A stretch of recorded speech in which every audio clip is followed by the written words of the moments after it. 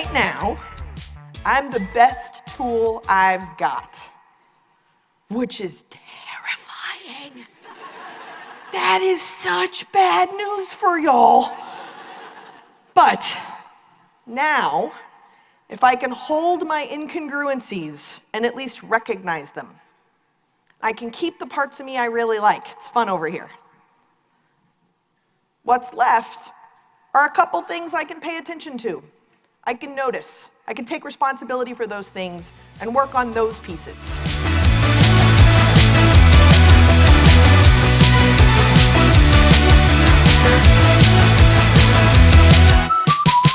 What I think is really important to understand is that we make judgments and assumptions for really good reasons. We do it so we feel safe. We do it so we feel prepared. What matters is what we do with the judgments and assumptions, not making them in the first place. If you can focus on the people who are buying, it will eventually cross this chasm. When it crosses this chasm, it's on its way to becoming almost ubiquitous. This is a really important thing to understand when we're talking about a business model. And when you're thinking about what it is you're passionate about, and when I think about my social justice work, something clicked. And that is, I've been focusing on the wrong people. I've been focusing on the big wins so that I could feel right, instead of turning around and focusing on the people who were already there.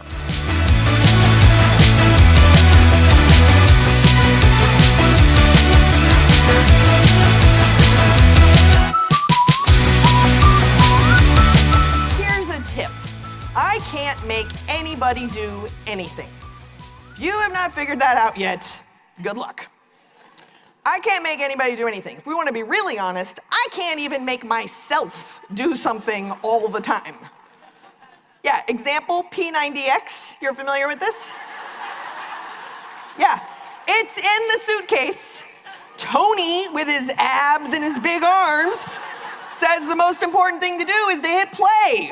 Well, I got that. I hit play and I eat Cheetos. I do rotate arms so that I don't compensate, right? If I can't make myself do something all the time, how on earth or why on earth do I think I have some kind of magical power to make somebody else be different?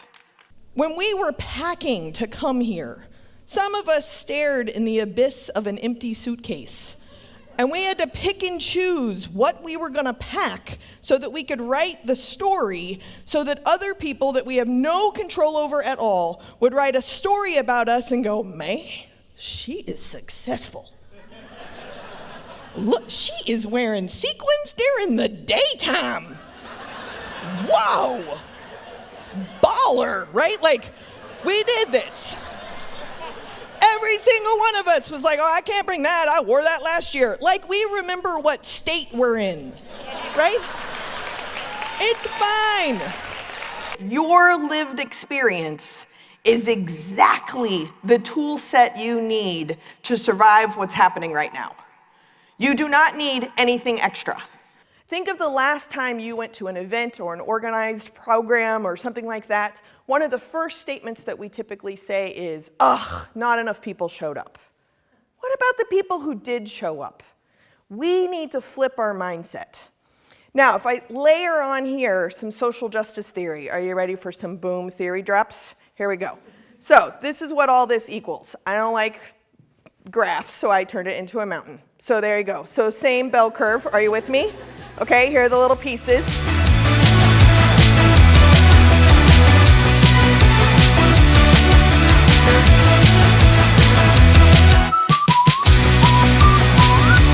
I challenge you, if you believe something, question it. If you come back to it, you'll believe in it that much more. More importantly, you'll be able to explain it to somebody else. Question it. If you don't come back to it, figure out what you believe in. When we talk about what matters, what's important is what we do with that actual story. It's not don't write a story. It's recognize you do. And when you write that story, what I ask you to do, what I implore you to do, what I remind myself to do, is to print that story as a draft, like triple space with extra wide margins. You do that because you're anticipating edits. But if we focus on these people who are already there, they already bought the t-shirts, they're already there in the morning, they are stacking chairs waiting for you to get there. Those folks, that's called radical amazement.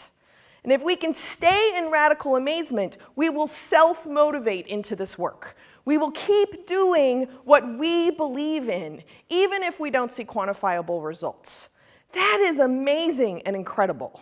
Whatever story you wrote about me, being a Texan likely was not part of that story. What I ask us to do is to pay attention, take responsibility for the story you write. Leave room for edits. This is how to be good enough now. Thank you very much.